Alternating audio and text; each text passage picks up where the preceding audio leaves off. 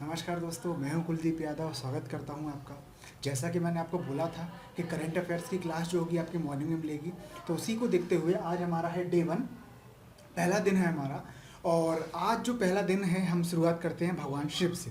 कैसे? सोमवार का आज दिन भी है और इसके साथ ही साथ एक नया टॉपिक हमारे सामने है, केरल का पूरम उत्सव। तो ये जो त्रिशूर का पूरम उत्सव, ये जो त्रिशूर का पूरम उत्सव है, ये कौन से राज्य में मनाया जाता है? पहला क्वेश्चन हमारे सामने बनता है कि पेपर में पूछा जाएगा कि बताइए कि त्रिशूर पूरम उत्सव जो है भारत के कौन से राज्य में मनाया जाता है? तो वो हमारा राज्य कौन सा है? केरल राज्य। ठीक है। अच्छा, कब से कब मनाया जाता है? ये हमारा 1 अप्रैल से 30 मई के बीच में मनाया जाता है। लगभग 2 महीने ये उत्सव चलता है। लेकिन होता क्या है कि अभी लॉकडाउन के कारण, जो लॉकडाउन लगा हुआ था पूरे भारत में, लॉकडाउन के कारण इस उत्सव पर रोक लगा दी गई थी। कौन सी पे? लॉकडाउन के कारण पूरम उत्सव पर रोक लगा दी गई थी। अच्छा, एक और क्वेश्चन हमारे सामने बनता है जो काफी इंपॉर्टेंट है कि ये जो पूरम उत्सव है, इसको केरल में उत्सवों की मां कहा जाता है। किसको? त्रिशूर पूरम उत्सव कहां पर मनाया जाता है? केरल में मनाया जाता है। कि कब से कब के बीच में? 30 मई से 1 अप्रैल से 30 मई के बीच में। और इसको क्या कहा जाता है? उत्सवों की मां कहा जाता है। अच्छा, इसके साथ ही साथ हमसे पूछा जाएगा कि ये जो केरल का त्रिशूर पूरम उत्सव जो है वो कौन से मंदिर में मनाया जाता है? तो मंदिर है आपका वडक्कुनाथन मंदिर। कौन सा? वडक्कुनाथन मंदिर। और ये जो वडक्कुनाथन मंदिर है, ये किसको समर्पित है? तो ये समर्पित है हमारा भगवान शिव को। शिव को समर्पित है ये आपका। कौन सा? वडक्कुनाथन मंदिर। अब हमारे सामने एक और क्वेश्चन बनता है कि इसका निर्माण किसने किया था? कौन से का? त्रिशूर पूरम उत्सव जिस मंदिर में मनाया जाता है, जिसका नाम है वडक्कुनाथन मंदिर, तो उस मंदिर का निर्माण किसने किया था? तो उस मंदिर का निर्माण किया था राजा राम वर्मा के द्वारा। किसके द्वारा? राजा राम वर्मा के द्वारा। अच्छा, इसके साथ ही साथ एक और क्वेश्चन हमारा है कि जब ये उत्सव मनाया जाता है, इसमें तो होता क्या है कि एक ध्वज को फहराया जाता है। उत्सव के साथ ही साथ एक पुरानी परंपरा ये भी है कि यहाँ पर एक ध्वज को फहराया जाता है। तो उस परंपरा को, ध्वज फहराने की परंपरा को किस नाम से जाना जाता है? तो वो है हमारा कोडियेट्टम। ठीक है। तो देखिए हमारे इससे कितने सारे क्वेश्चन बन गए। और अक्सर कर हमारा जैसे बीओ वाला एग्जाम है, एसआई का है, या यूपी का है, या अदर कोई भी एग्जाम है हमारा, या आने वाला पीसीएस का एग्जाम भी है, तो इन पेपरों में ऐसे ही क्वेश्चन हमारे बन सकते हैं और बनने की संभावना रहती है और बनते हैं। देखिए कैसे। अब यहाँ से कितने क्वेश्चन बनते हैं कि त्रिशूर पूरम उत्सव कौन से राज्य में मनाया जाता है? केरल में मनाया जाता है। कब से कब के बीच में? 1 अप्रैल से 30 मई के बीच में। अभी रिसेंटली क्यों आया उसमें क्यों आया? क्योंकि लॉकडाउन के कारण इस पर रोक लगा दी गई थी। इसको क्या कहा जाता है? उत्सवों की मां कहा जाता है। क्वेश्चन पूछा जाएगा आपसे कि उत्सवों की मां कौन से त्योहार को कहा जाता है, कौन से उत्सव को कहा जाता है? तो कौन सा है आपका? त्रिशूर पूरम उत्सव। ठीक है। किस मंदिर में ये मनाया जाता है? तो वडक्कुनाथन मंदिर। आपसे पूछा जाएगा कि ये जो वडक्कुनाथन मंदिर है ये किसको समर्पित किया गया है? तो ये भगवान शिव को समर्पित है ये आपका मंदिर। अच्छा, इसके साथ ही साथ इसका निर्माण किसने किया है? ये जो वडक्कुनाथन मंदिर है, इसका निर्माण किसके द्वारा किया गया है? तो वो किया गया है राजा राम वर्मा के द्वारा। अच्छा, इसमें जो ध्वज फहराने की जो प्रथा है उसको क्या कहा जाता है? उसको कहा जाता है कोडियेट्टम। ठीक है। तो हमारे कितने सारे इसमें क्वेश्चन बन गए। ठीक है। अब हम इसमें दूसरे पॉइंट पे आते हैं। आपका है एकीकृत सरकारी ऑनलाइन प्रशिक्षण। एकीकृत सरकारी ऑनलाइन प्रशिक्षण। आपसे क्वेश्चन पूछा जाएगा कि एकीकृत सरकारी ऑनलाइन प्रशिक्षण किस मंत्रालय के अंतर्गत कराया गया? तो ये आपका मंत्रालय है मानव संसाधन विकास मंत्रालय। कौन सा? मानव संसाधन विकास मंत्रालय। आपसे पूछा जाएगा कि ये जो मानव संसाधन विकास मंत्रालय है इसके मंत्री कौन हैं। तो इनका नाम है रमेश पोखरियाल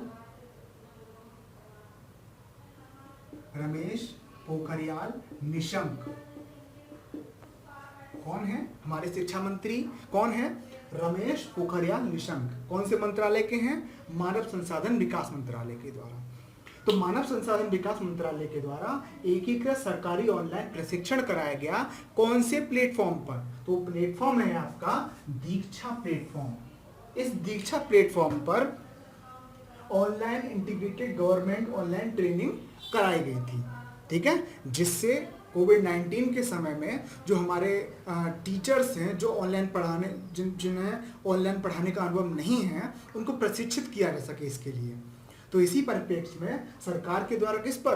दीक्षा प्लेटफॉर्म पर आपसे क्वेश्चन पूछा जाएगा कि एकीकृत सरकारी ऑनलाइन प्रशिक्षण जो है वो कौन से प्लेटफॉर्म पर कराया गया, या दीक्षा प्लेटफॉर्म पर कौन सा ट्रेनिंग प्रोग्राम कराया गया। तो कौन सा था आपका? एकीकृत सरकारी ऑनलाइन प्रशिक्षण। किस मंत्रालय के द्वारा? तो मानव संसाधन विकास मंत्रालय के द्वारा। अब हमारे सामने क्वेश्चन बनता है कि ये दीक्षा प्लेटफॉर्म क्या है। तो हम बात करते हैं दीक्षा प्लेटफॉर्म की। तो 30 से अधिक स्टेट व यूनियन टेरिटरी में 1 करोड़ से अधिक किनको? शिक्षक व छात्रों द्वारा पाठ्यक्रम आधारित शिक्षा व प्रशिक्षण के लिए किसको बनाया गया है? दीक्षा प्लेटफॉर्म को बनाया गया है। दोबारा से समझते हैं तो क्या है दीक्षा प्लेटफॉर्म? भारत के 30 से अधिक राज्य व केंद्र शासित प्रदेश में 1 करोड़ से अधिक शिक्षक व छात्रों को पाठ्यक्रम के आधार पर शिक्षा व प्रशिक्षण के लिए कौन सा प्लेटफॉर्म बनाया गया है? तो वो है हमारा दीक्षा प्लेटफॉर्म। और कौन से मंत्रालय के अंतर्गत बनाया गया होगा ये? तो ये भी मानव संसाधन विकास मंत्रालय के अंतर्गत। अच्छा, और इसके द्वारा कौन सा प्रोग्राम कराया गया? एकीकृत सरकारी ऑनलाइन प्रशिक्षण। और मानव संसाधन विकास मंत्रालय के मंत्री कौन है हमारे? तो वो कौन है? रमेश पोखरियाल निशंक। दोस्तों, तो अब हमारा अगला जो टॉपिक है वो है हमारा दशहरस कलेक्शन। ये जो दशहरस कलेक्शन है ये क्या है? तो आपसे क्वेश्चन सबसे पहले पूछा जाएगा कि ये जो सरस कलेक्शन है ये कौन से मंत्रालय के द्वारा चलाया गया है? तो ये है आपका कृषि एवं किसान कल्याण मंत्रालय के द्वारा। और आपसे पूछा जाएगा कि इस मंत्रालय के जो मंत्री हैं या कृषि मंत्री हैं वो कौन हैं? तो वो है हमारे नरेंद्र सिंह तोमर।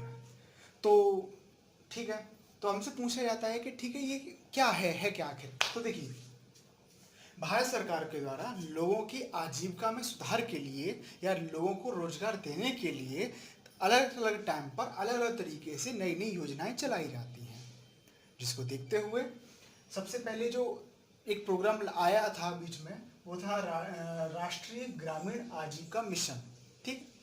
दूसरा था ग्रामीण विकास मंत्रालय और तीसरा था आपका स्वयं सहायता समूह। कौन कौन सा? ग्रामीण विकास आजीविका मिशन, राष्ट्रीय ग्रामीण विकास मंत्रालय और स्वयं सहायता समूह। इन तीन के द्वारा, क्योंकि अभी हम देख रहे हैं कि कोविड-19 चल रहा है अभी हमारे आसपास, और जिसके कारण सबसे अधिक जो प्रभावित हुआ है तो या तो मजदूर वर्ग या किसान, और इसके साथ ही साथ जो मिडिल क्लास फैमिली है उन पे सबसे ज़्यादा इफेक्ट पड़ा है इसका। तो इन्हीं चीज़ों को देखते हुए सरकार के द्वारा क्या किया गया है कि राष्ट्रीय ग्रामीण आजीविका मिशन, ग्रामीण विकास मंत्रालय और स्वयं सहायता समूहों के द्वारा जो भी उत्पाद बनाए जाते हैं उन उत्पादों को सरस कलेक्शन क्या करेगा?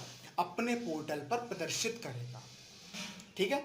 तो अब इसमें से हमने इनके बारे में जान लिया। अब हमसे क्वेश्चन पूछा जाता है कि ये जो सरस कलेक्शन है वो कौन से मंत्रालय के द्वारा चलाया गया है या कौन से मंत्रालय के द्वारा स्टार्ट किया गया? तो किसके द्वारा किया गया? हमारा ये कृषि एवं किसान कल्याण मंत्रालय के द्वारा किया गया है। आपसे पूछा जाता है कि कौन कौन से प्रोग्राम इसमें शामिल किए गए हैं? तो राष्ट्रीय ग्रामीण आजीविका मिशन, ग्रामीण विकास मंत्रालय और स्वयं सहायता समूह, ये तीन शामिल किए गए हैं। क्वेश्चन आपसे कैसा पूछा जाएगा? आपसे पूछा जाएगा कि निम्न में से ऐसा कौन सा पोर्टल है या कैसे ऐसी कौन सी योजना है जो सरस कलेक्शन की जिसके उत्पाद सरस कलेक्शन में शामिल नहीं किए जाते हैं, ठीक है ना। तो आपको उसमें से निकालना होगा। तो इन तीनों के नाम को आप अच्छे से ध्यान कर लीजिए। और सारा कलेक्शन किससे जुड़ा हुआ है? कृषि एवं किसान कल्याण मंत्रालय के द्वारा, जो कि किससे जुड़ा हुआ है? जो जिसके मंत्री कौन है? नरेंद्र सिंह तोमर है। ठीक है ना। जैसा कि मैंने आप लोगों को बताया था कि अभी लॉकडाउन चल रहा है और जितनी भी हमारे आसपास की जो घटनाएं हो रही हैं वो कहीं ना कहीं किसी न किसी तरीके से लॉकडाउन से या कोविड-19 से जुड़ी हुई हैं। तो इसी को देखते हुए भारत सरकार ने 24 मार्च को संपूर्ण भारत में लॉकडाउन लगा दिया था, जिसके तहत जो भी शैक्षणिक संस्थान हो या औद्योगिक संस्थान हो वो सभी के सभी जो हैं तत्काल से बंद कर दिए गए थे। तो जिसके कारण होता क्या है कि जो गरीब तबका था या मध्यम वर्ग था उनको खासा परेशानी का सामना करना पड़ा, क्योंकि उनके पास जो रोजगार का साधन था वो खत्म हो गया था और आसपास का माहौल इस तरीके से था कि उन्हें एक जगह से दूसरी जगह जाना पड़ रहा था। तो इन्हीं सारी चीज़ों को देखते हुए उन लोगों को उस टाइम बहुत सारी समस्याओं का सामना करना पड़ा, जिसको देखते हुए सरकार ने उनके लिए एक राहत पैकेज की घोषणा की। और उस राहत पैकेज के अंतर्गत सरकार ने उनको 1.70 लाख करोड़ का राहत पैकेज दिया, जो कि किसके अंतर्गत दिया गया? जो कि भारत सरकार के वित्त मंत्रालय के अंतर्गत दिया गया था। और उस योजना का नाम क्या था जिस योजना के तहत यह राहत पैकेज दिया गया? तो हमारी वो योजना थी प्रधानमंत्री गरीब कल्याण योजना। अगर हम इस योजना की बात करें तो इसकी स्टार्टिंग होती है 2016 से, जब भारत में नोटबंदी लाई गई थी। और नोटबंदी के समय में खास तौर पर इस योजना को लाया गया था जिसके तहत वह आयकरदाता जो अपनी अवैध कमाई सरकार को नहीं दिखाया या जिसका टैक्स वो नहीं देते हैं उसके लिए वो टैक्स दें और टैक्स देने पर उनको छूट दी जाएगी और किसी भी तरीके से सजा का प्रावधान नहीं किया जाएगा।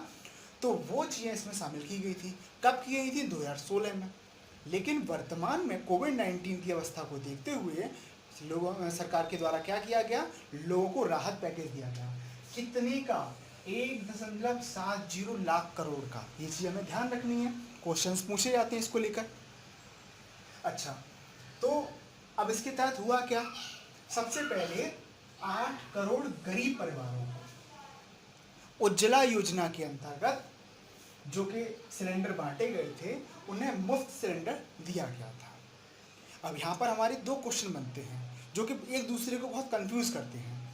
आपसे पूछा जाएगा कि कोविड-19 के समय में फ्री सिलेंडर देने वाली योजना का नाम क्या था? तो कौन सी थी? प्रधानमंत्री गरीब कल्याण योजना। ठीक है। आपसे एक और पूछा जाएगा कि मोदी सरकार के द्वारा ऐसी कौन सी योजना लाई गई थी जिसके तहत लोगों को फ्री कनेक्शन दिए गए थे? तो उस योजना का नाम क्या था? उज्ज्वला योजना।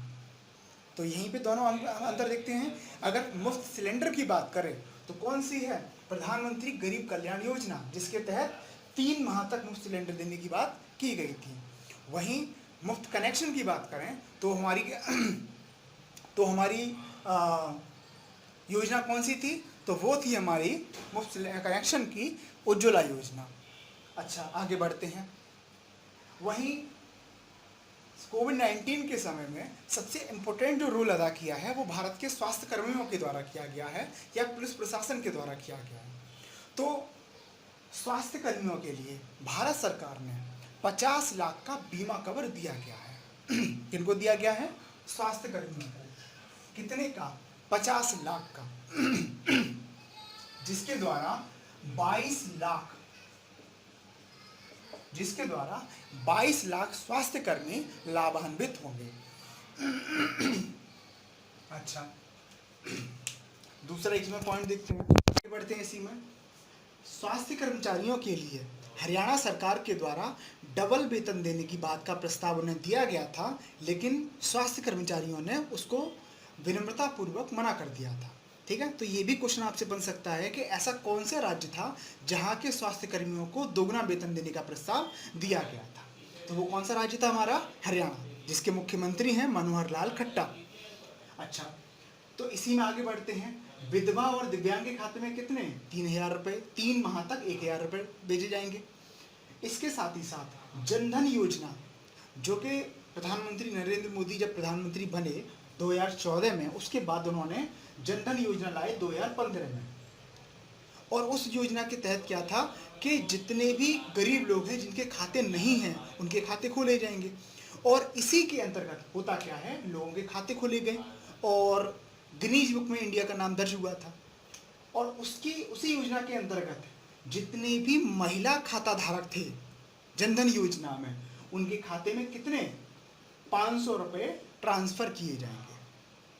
अब पहली चीज, खाते धारक थे कितने, तो वो थे 20 करोड़ 40 लाख महिला खाता धारक थे उसमें। तो उसमें कितनी राशि उन्हें भेजी जाएगी, 500 रुपये की राशि उन्हें खाते में भेजी जाएगी। ठीक है, कोई दिक्कत नहीं। यहाँ पर अगले उस पर आते हैं। हमने देखा कि जैसे ही कोविड-19 के कारण लॉकडाउन लगा तो लोगों जो दैनिक मजदूरी करने वाले लोग थे या जो डेली अपना काम करके खर्चा चलाते थे, उन लोगों के लिए बहुत बड़ी समस्या खड़ी हो गई। तो सरकार ने उनको राहत देने के लिए 80 करोड़ लोगों को 3 माह का मुफ्त राशन देने की बात कही थी। मतलब जितने भी 80 करोड़ लोग हैं उनको फ्री राशन दिया जाएगा। और कब तक, ये बोला गया था जुलाई माह तक बोला गया था। लेकिन अब सरकार ने इसको बढ़ाकर नवंबर मंथ तक कर दिया है। मतलब पहले कहाँ तक बोला गया था, जुलाई माह तक इनको दिया जाएगा फ्री राशन, लेकिन अब नवंबर माह तक इनको दिया जाएगा। तो कितने परिवारों को, 80 करोड़ परिवारों को, कितने माह तक, 3 माह तक। अब इसमें 2 पॉइंट हमारे सबसे ज़्यादा इंपॉर्टेंट वाले हैं जो अक्सर एग्जाम में आने की संभावना बनी रहती है। तो देखिए, सबसे पहला है आपका किसान सम्मान निधि। अब यहीं पे आपका क्वेश्चन बनता है कि किसान सम्मान निधि जो है वो कब कब आई थी, ये योजना कब आई थी, तो ये आई थी 2019 में। ठीक है, 2019 में आई थी। और इसका शुभारंभ किस जिले के द्वारा किया गया, या कह सकते हैं किस जिले से इसका शुभारंभ किया गया, तो वो जिला था आपका गोरखपुर। कमेंट में आप बताइए कि वर्तमान गोरखपुर से अभी सांसद कौन है। ठीक है, तो किसान सम्मान निधि के द्वारा अप्रैल माह की किस्त 2000 रुपये खाते में दी गई। ये 2 अप्रैल माह से पहले ही लोगों के खाते में ट्रांसफर कर दी गई थी 2000 रुपये की राशि। ठीक है, तो और किस योजना के तहत दी गई थी, ये भी प्रधानमंत्री गरीब कल्याण योजना के तहत दी गई थी। ठीक है, अब आते हैं हमारा लास्ट सेगमेंट और सबसे इम्पोर्टेंट सेगमेंट, जिसमें क्या है आपका मनरेगा। मनरेगा क्या है कि मजदूरों को या गरीब तबके के लोगों को उनके ही क्षेत्र में मजदूरी मिल जाए, उसके लिए सरकार ने एक योजना प्रारंभ की थी। और उस योजना के तहत क्या है कि जो मिलने वाली मजदूरी है उनकी मजदूरी में कितने की वृद्धि की गई बताइए, तो वो वृद्धि की गई थी 20 रुपये की। मतलब उनके जो दैनिक मजदूरी मिलती है उसमें 20 रुपये की वृद्धि कर दी गई थी। पहले जो राशि उन्हें दी जाती थी वो कितनी दी जाती थी, 182 रुपये दी जाती थी मनरेगा मजदूर को एक दिन के काम करने के लिए। लेकिन अब कितनी राशि दी जाएगी उसको, 202 रुपये, 20 रुपये की वृद्धि कर दी जाएगी। तो अब हम इस पूरे को देखते हैं। तो देखिए, प्रधानमंत्री गरीब कल्याण योजना, इसकी शुभारंभ कब होता है, 2016 में। किसके लिए लाई गई थी, आयकर दाताओं को अवैध कमाई पर टैक्स पर छूट देने के लिए। ठीक है, अच्छा, इसके तहत क्या था, उज्ज्वला योजना के तहत जो फ्री कनेक्शन दिए गए थे जिन लोगों को, उन लोगों को क्या हुआ, 3 माह तक मुफ्त सिलेंडर देने की बात कही गई थी। और कितने परिवारों को, 8 करोड़ परिवारों को। ठीक है, ये जो योजना लाई गई थी, ये जो राहत पैकेज दिया गया था वो कौन से मंत्रालय के तहत दिया जाएगा, वो दिया जाएगा वित्त मंत्रालय के द्वारा। और इसके तहत कितने व्यक्ति लाभान्वित होंगे, 1.70 लाख करोड़, इतने का जो ये राहत पैकेज है वो दिया गया था। ठीक है, स्वास्थ्य कर्मचारियों को कितने का बीमा कवर दिया गया, 50 लाख का। विधवा व दिव्यांग लोगों के खाते में कितने रुपए ट्रांसफर किए गए थे, 1000 रुपये ट्रांसफर किए गए। जनधन योजना जो कि 2015 में आई थी, उस योजना के तहत कितने महिला खाता धारकों के खाते में 500 रुपये ट्रांसफर किए गए थे। तो वो कितने थे? 20 करोड़ 40 लाख। कौन थे? महिला खाता धारक। अच्छा, फ्री मुफ्त राशन जो है वो कितने लोगों को दिया गया था? फ्री मुफ्त राशन तो वो 80 करोड़ परिवारों को दिया गया था।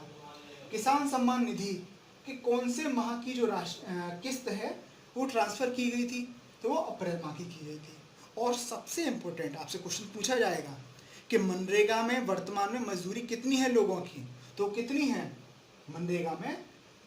अगर आपसे कहा जाए कि कितनी है, तो देखिए, आपसे कहा जाए कि 1 अप्रैल को इनकी मजदूरी कितनी थी? तो वो थी 202 रुपये। वहीं उससे एक दिन पहले अगर आपसे पूछा जाए कि 31 मार्च को उनकी मजदूरी कितनी थी? तो वो थी हमारी 182 रुपये। ठीक है, तो मनरेगा के द्वारा मजदूरों की कमाई में मजदूरी में कितने की वृद्धि?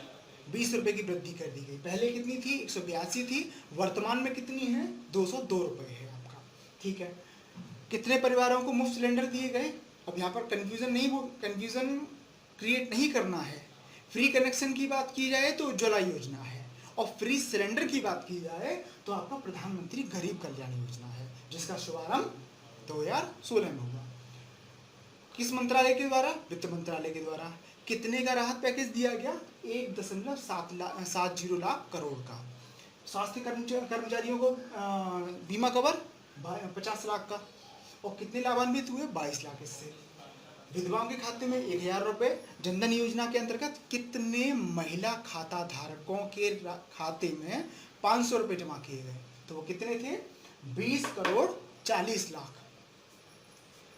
मुफ्त कनेक्शन कितने लोगों, मुफ्त राशन जो है कितने को दिया गया? 80 करोड़ लोगों को।